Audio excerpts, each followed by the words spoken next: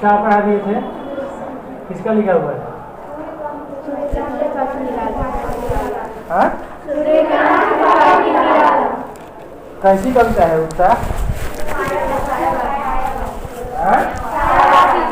छायावादी कविताएं कैसी होती हैं? किन कविताओं को कहा जाता है छायावादी?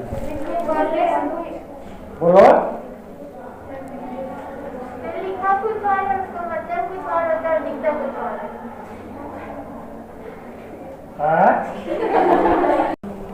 इसमें ऊपर जो लिखी है स्टेटमेंट की कहाँ से लिखी है जी? माधुर्य गुण और श्रृंगार रस से संपन्न है, कविता गीति शैली में रचित है, यहाँ कविता छायावादी कविता है। क्या लिखा है सब?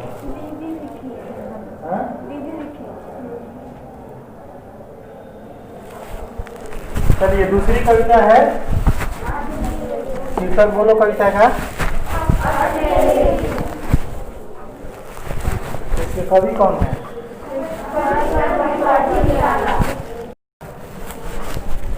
यह कविता में छायावादी है, ठीक है। और कहीं ये कविता क्या है? छायावादी है। और इसके किताब में लिखा हुआ है, ऊपर जो लिखा हुआ है वो सब इस कविता के संबंध में सही है। यह कविता माधुर्य गुण और श्रृंगार रस से संपन्न है। रस पढ़ी है सब है? माधुर्य गुण का मतलब हुआ कि इसमें बहुत अधिक सुंदरता दिखेगी, ठीक है। इसमें बहुत क्या है, सुंदर या मनोहर दृश्यों का जिक्र किया गया है। यह कविता गीति शैली में रचित है। गीति शैली में रचित है कहने का मतलब यह कि हम चाहें तो इस कविता को गा सकते हैं, गाने लायक है, ठीक है। जैसे यह संतुलित मुस्कान या संगतकार वगैरह कविताएं जो तुम्हारी पाठ्य पुस्तक में शामिल है ना, तो उसको कितना ही प्रयास करेगी सब तो गा नहीं पाएगी। क्यों नहीं गा पाएगी उसको? क्योंकि उसका एक पंक्ति छोटा है, एक पंक्ति बड़ा है, ठीक है। राइमिंग वर्ड वगैरह का कोई ख्याल नहीं रखा गया है कहीं, मात्रा छंद वगैरह के लिहाज से वो कविताएं सटीक नहीं बैठती हैं। तो वैसी कविताओं को कहा जाता है आज के युग में नई कविता कहा जाता है, चाहे उनको क्या कहा जाता है, छंदमुक्त कविता, ठीक है। उन कविताओं को हम नहीं गा सकते हैं, लेकिन इसको यदि हम प्रयास करें गाएगी सर? अब हम गा के सुना दें, हम एक बार पढ़ देते हैं। और तुम लोग लड़कियों का गीत गाना, लड़कियों का गाना, ठीक है। तुम लोगों के लड़का कौन सी गाता है? शादी विवाह में हम लोग जाते हैं तो खा के आ जाते हैं, तुम लोगों को खाने के पहले गाना पड़ता होगा। तुम लोग भी खा के आ जाती है? पहले तो शादी विवाह होते थे, उसमें शर्त थी कि नाश्ता का पैकेट उसी को दिया जाएगा जो गीत गाएगी। तो नाश्ता का पैकेट लेने के लिए लोग गीत गाता था, ठीक है। हम पढ़ दे रहे हैं, तुम लोग सब इसके बाद एक बार प्रयास करो। हट नहीं रही है आधा फागुन की तन, सट नहीं रही है, कहीं सांस लेते हो घर घर भर देते हो, उड़ने को नभ में तुम पर कर देते हो, आंख हटाता हूं तो हट नहीं रही है, हट नहीं रही है। चाहो तो दोबारा बोल सकती हो सब यहाँ, आंख हटाता हूं तो हट नहीं रही है, हट नहीं रही है, आधा फागुन की तन सट नहीं रही है। पत्तों से लदी डाल, कहीं हरी कहीं लाल, कहीं पड़ी है उड़ में मंद गंध पुष्पमाल, पाट पाट शोभा श्री, पट नहीं रही है, अट नहीं रही है। वैसे ही जैसे 9th में सवैया क्या है, कबीरदास की साखी पढ़ाते थे ना, है? तो क्या करें, डस्टर बजाए कि बोर्ड पर कहाँ रहता है? डस्टर बजाए, किताब अपना अपना रखो अपने पास, गला वाला साफ कर दो सब।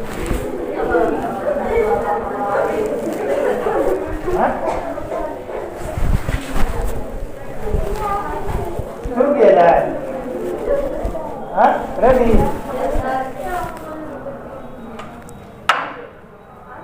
नहीं रही है आधा फागुन की तन, सट नहीं रही है, कहीं सांस लेते हो घर घर भर देते हो, उड़ने को नभ में तुम पर कर देते हो, आँख हटाता हूँ तो हट नहीं रही है, हट नहीं रही है, आधा फागुन की तन, सट नहीं रही है, पत्तों से लगी डाल, कहीं हरी कहीं लाल, कहीं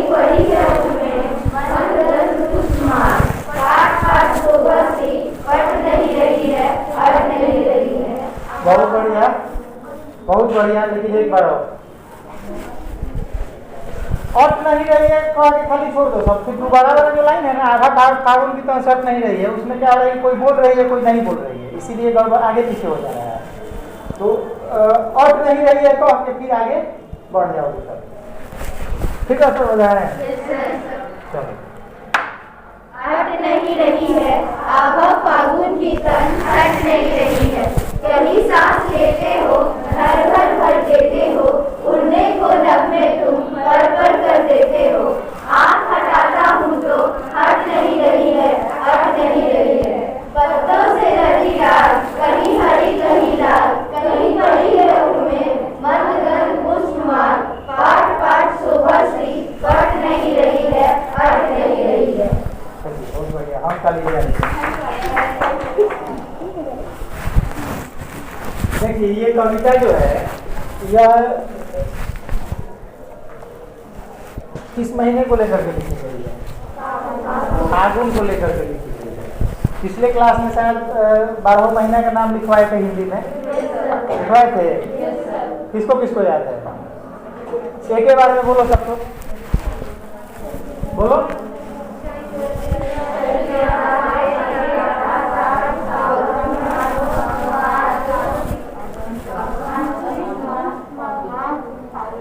नहीं याद है ना? चैत बैसाख जेठ आषाढ़ सावन भादो कुआर कार्तिक अगहन पूस माघ फागुन, बोलो।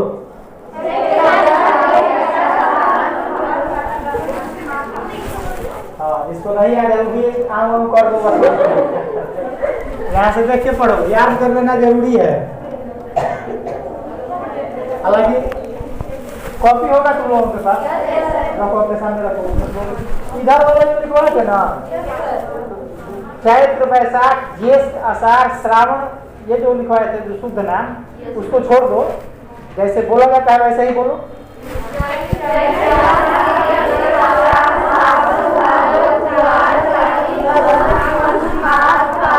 साथ साथ बोलो एक बार सब।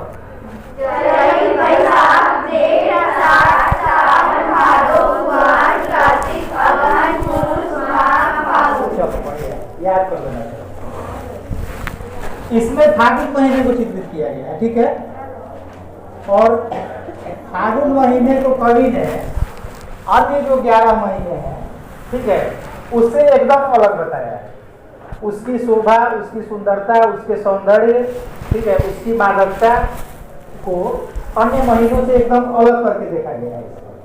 और यहाँ तक कहा गया है कि अट नहीं रही है, यानी जितनी शोभा, जितनी सुंदरता, जितनी खुशियाँ हम देख रहे हैं या जो हमको मिल रही हैं इस महीने में, ठीक है, वह अटने लायक नहीं है। अटने लायक का मतलब क्या है कि उसको हम समाहित नहीं कर पा रहे हैं। जैसे आपका स्कूल बैग है, नहीं तो स्कूल बैग में आप कितना किताब रखिएगा, जितनी इसकी कैपेसिटी है। एक बाल्टी में पानी आप कितना रखिएगा, जितना उस बाल्टी की कैपेसिटी है। एक कप में चाय कितना आएगा, जितना उस कप की कैपेसिटी है। तो वैसे ही हमारे हृदय की भी कोई ना कोई कैपेसिटी है जो सुख या दुख को अपने अंदर समेटता है, ठीक है। तो सुख समेटने की जो कैपेसिटी या सुख समेटने की क्षमता, खुशियाँ समेटने की क्षमता जितनी हमारे हृदय की है, ठीक है, उससे कहीं अधिक शोभा किसकी है? फागुन महीने की। इसका कारण क्या है कि कहीं सांस लेते हो घर घर भर देते हो, उड़ने को नभ में तुम पर कर देते हो। उड़ने को नभ में तुम पर कर देते हो का मतलब हुआ कि इतनी अधिक मनमोहक छटा इस प्रकृति ने बिखेर रखी है कि हमारी आंखें जहाँ तक देख पाती हैं तो देख पाती हैं, लेकिन अब हमारी आकांक्षा ये होती है कि काश यदि हमारे पास पंख होते तो हम आसमान से उड़ करके इन दृश्यों का दीदार करते। ऊंचाई से हमको ज्यादा दूर तक का चीज दिखेगा नहीं, तो इतनी अधिक शोभा है कि इंसान क्या सोचता है कि यदि उसके पंख होते तो वह उड़ करके और दूर दूर तक फैले इन दृश्यों को देखता है। और घर घर भर देते हो का मतलब ये है कि दो मतलब निकल सकता है। तो पूरी खुशियां भर गई हैं सब जगह चारों तरफ, हर घर में खुशी का माहौल है।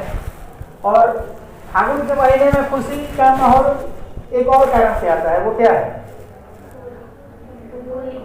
होली, ठीक है। और हमारे यहाँ जब भी, क्योंकि हमारा देश जो है वो कृषि प्रधान देश कहा जाता है, आज भी किसान आंदोलन चल रहा है ना, है कि नहीं चल रहा है? और किसानों को लग रहा है कि हमारे हक में नहीं है, नहीं। और चूंकि किसान हमारे देश के, या हमारे देश के क्या, किसी भी देश के, क्योंकि कहीं के भी लोग हों तो सोना चांदी तो खाएंगे नहीं। खाने के लिए क्या चाहिए? अनाज चाहिए। और वो अनाज कौन पैदा करेगा? मोदी जी आके पैदा करेंगे, या कि योगी जी पैदा करेंगे, कि ओवैसी साहब आके पैदा करेंगे? कौन पैदा करेगा? वो अनाज उपजाने वाले कौन लोग हैं? किसान। ठीक है, तो किसानों को कहीं ना कहीं लगता है कि हमको अपनी बातें सरकार के सामने रखनी चाहिए, और हम चूंकि इस देश के या इस देश के आर्थिक विकास में महत्वपूर्ण योगदान देते हैं अपना, तो हमारी बातें सरकार जरूर सुनेंगी। और 8 दौर की वार्ता भी हो चुकी है, अभी तक 8 बार बात भी हो गया। नहीं, सरकार अलग तरीके से समझाने का प्रयास कर रही है, किसान अलग तरीके से उसको रख रहे हैं। ये और बात है कि कुछ ऐसे लोग जिनको इस आंदोलन से कोई मतलब नहीं है, ठीक है, वो अपने राजनीतिक फायदे के लिए या किसी अन्य फायदे के लिए जी जानबूझ करके इसको कहा जा रहा है कि इस आंदोलन को हाईजैक करने की कोशिश की जा रही है। ठीक है, खैर वो अलग मुद्दा है। तो किसानों के घर में फसल कट के आई रहती है, और हमारे यहाँ जितने भी पर्व त्योहार है ना, वो या तो फसल बोने के समय या फसल कट के जब घर आती है तब। पूरे हिंदुस्तान में आप होली को ले लीजिए, ओणम, पोंगल, क्या क्या जो पर्व मनाया जाता है अलग अलग राज्यों में, ठीक है, वो किसी न किसी फसल से ही जुड़े हुए पर्व त्योहार। ठीक है, जैसे अभी जनवरी में कौन त्योहार आएगा? वो मकर संक्रांति। तो मकर संक्रांति में पता है कि कौन फसल कट के आती है घर में, या कौन फसल लगाई जाती है? हाँ, सब नयका धान का चिवड़ा लोग खाएगा। पहले क्या होता था? पहले महिलाएं कूटती थी चिवड़ा। कैसे? ओखल में मूसल से रख करके लोग घर पे ही तैयार करते थे। मगर एक तरीके से समझिए कि चिवड़ा मिल जो होता था लोगों के घर में होता था। ठीक है, आज तो तकनीक या आप कहिए कि समय की कमी या हम लोगों का एडवांस बनने का जो नेचर है वो, ठीक है, हम लोग लेके जाते हैं, खरीद के आ जाते हैं। पहले क्या होता था कि अब नायका धान का चिवड़ा बड़ा ये होता था, ठीक है, बड़े चाव से लोग गुड़ और चिवड़ा खाते थे। ठीक है, गुड़ के साथ मीठा लगता था, उस चिवड़ा में हल्का हल्का तीखापन भी होता था, थोड़ा थोड़ा हल्का हल्का तीखा लगता था, लेकिन अच्छा लगता था। तो गेहूं की फसल जो है वह किसानों के घर में कट के आई रहती है। कब? फागुन के महीने में। तो वही कह रहा है कि कहीं सांस लेते हो, घर घर भर देते हो। प्राकृतिक दृश्यों को लेकर के कहा गया है कि उड़ने को नभ में तुम पर कर देते हो, आँख हटाता हूँ तो हट नहीं रही है। बहुत बार कुछ दृश्य ऐसे हमारे सामने आते हैं जिनकी तरफ से हम अचानक नजर घुमा लेते हैं। ठीक है, देखने को मन भी करता है और हम देखना भी नहीं चाहते हैं उसको। सपोज दैट सड़क पर किसी का एक्सीडेंट हो गया है, तो उत्सुकता से हम जाएंगे देखने के लिए कहाँ हुआ है, क्या हुआ है, नहीं। और जब देखते हैं कि विभत्स स्थिति है, तुरंत अपनी नजरें क्या कर देते हैं, घुमा लेते हैं। लेकिन बहुत बार हमारी आंखों के सामने ऐसे दृश्य भी आते हैं कि लाख जरूरी काम को भूल करके हम उसकी तरफ से अपनी आंखें नहीं हटा पाते हैं। वो कैसे दृश्य होते हैं? हाँ, वो बहुत सुंदर दृश्य होंगे, जाहिर सी बात है, बहुत मनमोहक दृश्य होंगे। नहीं, जैसे आपको पहुंचा दिया जाए अचानक राष्ट्रपति के मुगल गार्डन में, राष्ट्रपति भवन में, नहीं तो सीबीएसई बोर्ड का एग्जाम भूल जाएगी सब, खाली उसमें हजारों तरीके के गुलाब के फूल है, उसी को देखते रह जाओगे सब। ठीक है, या कि आप चले जाइए यहीं पटना जैविक उद्यान जो है, संजय गांधी जैविक उद्यान, वहाँ चले जाइए, नहीं तो वहाँ इतनी अच्छी अच्छी चिड़ियाँ आपको देखने को मिलेगी, नहीं उनके कलरव सुनने को मिलेंगे, या इतने अच्छे अच्छे फूल वगैरह मिलेंगे देखने के लिए, पशु पक्षी जानवर मिलेंगे देखने के लिए। नहीं तो वहाँ से आप सोच के बनाए कि 2 घंटा में पार्क घूम करके या ये उद्यान घूम के वापस आ जाएंगे, आपका 6 घंटा निकल जाता है वहाँ। तो ये है कि आँख हटाता हूँ तो हट नहीं रही है। इतनी अधिक सुंदरता प्रकृति ने बिखेर रखी है कि हमको अपनी आंखें हटाने को मन नहीं कर रहा है। वो सुंदरता क्या है? तो पत्तों से लदी डाल, देखिए फागुन के महीने में कहा जाता है कि वसंत और पतझड़ का मौसम जो होता है ना वो साथ साथ चलता है। वसंत में क्या होता है, वसंत में पेड़ों पर नए नए पत्ते आते हैं या फूल खिलते हैं, और पतझड़ में क्या होता है। हाँ, तो अब इसका कोई टाइम फिक्स नहीं है। बात समझ गए सर कि 12 मार्च तक सारे पेड़ के पत्ते झड़ जाएंगे और 13 मार्च से नया निकलना शुरू होगा, ऐसा कुछ है? हम लोग ना किसी का ऑर्डर या रिस्ट्रिक्शन मानते हैं जी। है अब एक ऑर्डर जारी कर दिया जाए कि सारे पेड़ सुन लो, तुम लोगों को 12 मार्च तक 10 मार्च तक अपना सारा पुराना पत्ता गिरा देना है, गिरा देगा है? नहीं ना, तो वही कह रहा है कि पत्तों से लदी डाल, कहीं हरी कहीं लाल, ठीक है। कहीं पेड़ों से पत्ते झड़ रहे होते हैं, कहीं पेड़ों पर पत्ते निकल रहे होते हैं, तो जिनको ज्यादा दिन निकले हुए हो जाता है वो हरे रंग के हो जाते हैं, ठीक है। जिनको अभी अभी निकल रहा है उनमें थोड़ा सा लालीपन रहता है, जो बीच वाले पत्ते हैं वो थोड़े पीले दिखते हैं। आप पेड़ को ऑब्जर्व कीजिएगा, ठीक है। तो कुछ पत्ते आपको लाल दिखाई देंगे, कुछ पत्ते आपको एकदम हरे दिखाई देंगे, और कुछ पत्ते पीलेपन लिए हुए दिखाई देंगे। तो वो जब जैसे निकलते हैं उस समय की स्थिति है। पत्तों से लदी डाल, कहीं हरी कहीं लाल, कहीं पड़ी है उड़ में मंद गंध पुष्पमाल। उड़ का मतलब क्या होता है? तो उड़ में का मतलब हमारे हृदय में नहीं, कहीं पड़ी है उड़ में, प्रकृति के हृदय में कहीं कहीं फूलों की माला भी पड़ी हुई है, यानी कहीं पेड़ों पर लाल पत्ते हैं, कहीं हरे हैं, कहीं पीले हैं, और कहीं कहीं फूल भी खिले हुए हैं। पाट पाट शोभा श्री पट नहीं है, और ये शोभा जो है जो चारों तरफ पट पड़ी है, क्या मतलब चारों तरफ जो फैली हुई है। और यहाँ आप एक चीज गौर कीजिए, शोभा श्री, ठीक है। श्री का मतलब आदर्श सूचक, और हम बताए हैं पहले श्री का मतलब लक्ष्मी।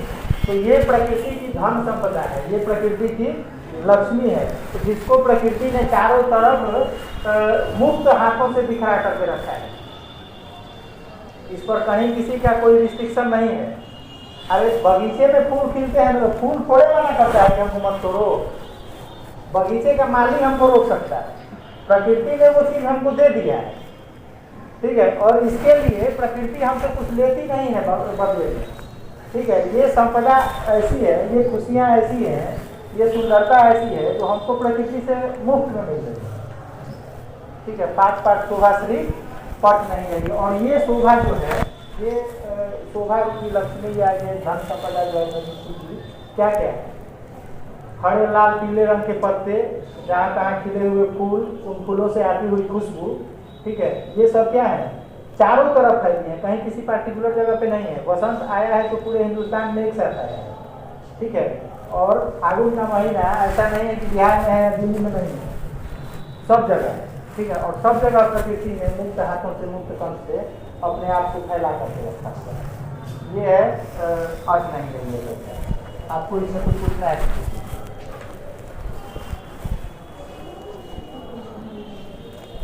नहीं पूछना है तो एक बार और पढ़ के सुना दीजिए।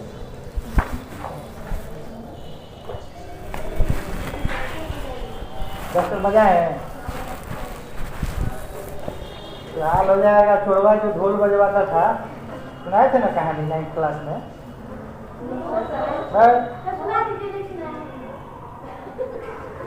सर्वे बजाने के समय बताए हूँ। अरे चोरों का तो समूह एक सीधे सपाटे आदमी को पकड़ लिया कि तुम हम लोगों के साथ चोरी करो। तो सीधा सपाटा क्या था? वो सर्कस सड़कों को नहीं दिखाता है सब, रस्सी पर चलता है सब नहीं। तो रस्सी पर चलने वाले को देखा कि रस्सी पर चल के 8 आना 4 आना 2 रुपया कमा रहा है, तो उसको बोला कि सुनो ना, तुम हमारे साथ रहोगा, हम तुमको, हम लोग जो काम करेंगे उसमें तुम सहायता करना, हम तुम्हारी, हम तुमको बहुत ज़्यादा पैसा देंगे। इसको इसने भी सोचा कि सड़क पर 4 घंटा 6 घंटा मेहनत करके 10-20-50 रुपया कमाते हैं, ये सब दे देगा। तो उसके साथ रह गया।